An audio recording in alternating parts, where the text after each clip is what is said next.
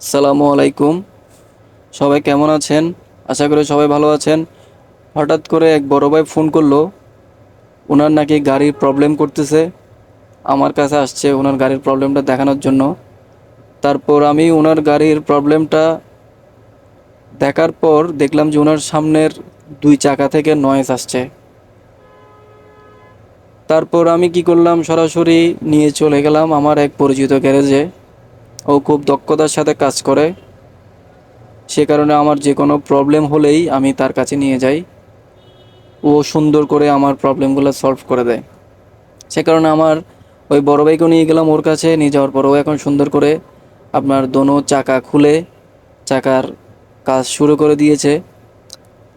তো আপনাদেরকে সবাইকে উপকার হওয়ার জন্য বলছি, কারো যদি গাড়িতে চাকার যদি কোনো আনকমন সাউন্ড আসে, আপনারা দেরি না করে সাথে সাথে আপনাদের পরিচিত গ্যারেজে নিয়ে চলে যাবেন এবং সাথে সাথে রিকভার